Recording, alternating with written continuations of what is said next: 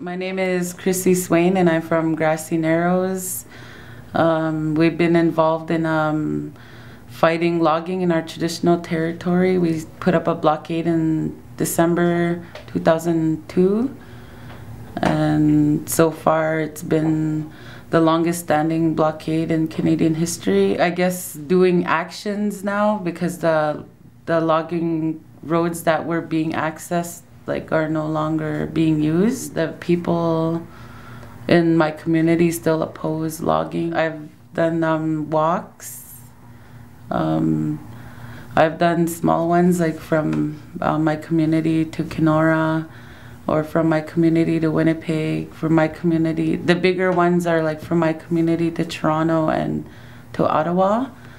And that is, I guess, the first year, last year, the first biggest walk was because of the way we get criminalized for standing up. In my community, I was one of the only ones that's been arrested so far, but there was our supporters that got arrested also.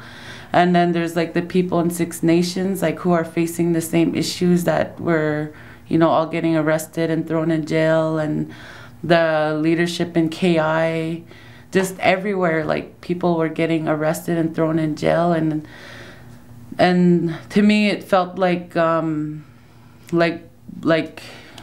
matter what we were trying to do, even though it feels right, and that we're doing things in a peaceful way, that we still get criminalized, trying to get people, the government shoving us aside, and so I wanted to raise awareness about that, educating people along our way about how we get criminalized and getting labeled as terrorists, and at the same time it's it was a spiritual journey, praying for the land, praying for everybody that's in struggles all over Turtle Island that are standing up for the land, and praying for the land, and trying to empower our young people too, and to waking them up. And so it was the same this year. This year it was more about our treaties, and I guess kind of reminding people that we still have those treaties, and that that they're still effective, and going to Parliament and reminding even Canada, that they're breaking their own laws, by not recognizing or acknowledging or going by our treaties.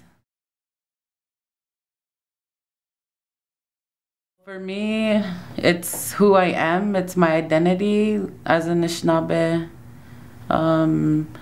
and that's all I could say. That's who I am. That's what makes me Anishinaabe, is that land. Everything that we have in that land makes us who we are.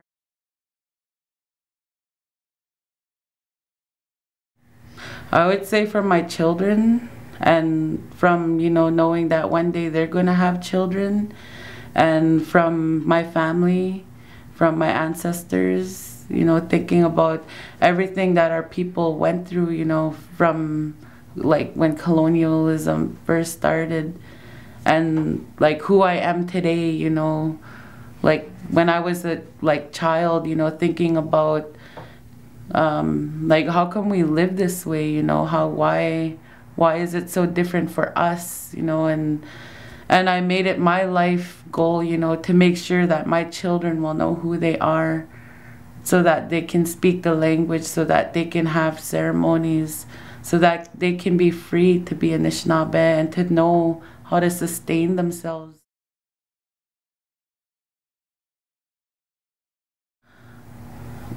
I don't think that people just want to become defenders. I believe that we're born with that. I think all of us are born with that. And what I believe is that, for myself, being, doing what I do, inspires, the young people in my community.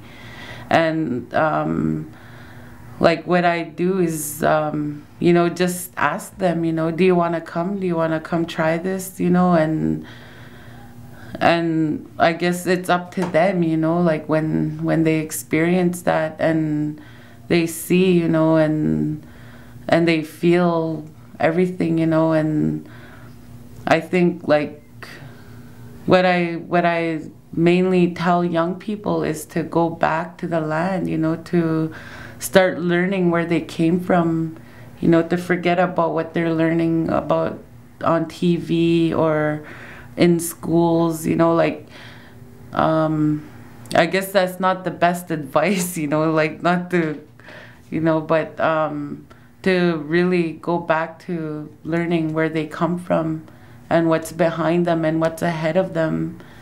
And I think like just that, you know, that's all. Even just to listen to that song, to burn that medicine, to smell that medicine, you know, to wake something up.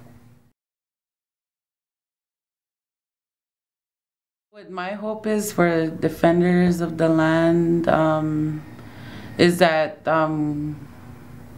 that we, you know, do stand together. And this is like mainly why I come, is because there's like, you know, representation from all across Canada right now, and that I feel like it's really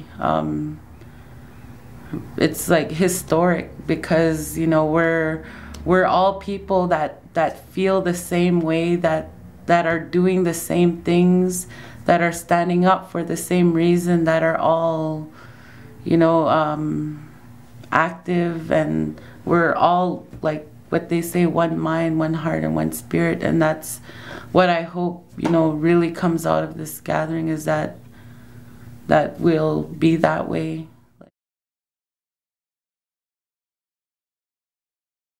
Be more like us. Just kidding. Be cool, man. Be cool, man. You know, like if you had them here, if Audrey was a leader, what would you have to say to them? You know? I'd say smart enough.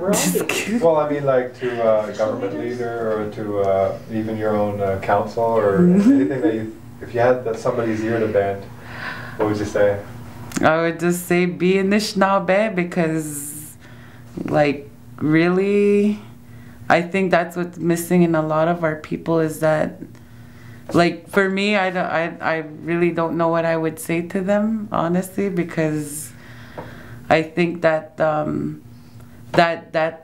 day is gone, you know. It's a whole different, it's like young people now, and, you know, people like us that are leading our nations, and tell them to, you know, start to get with the programs.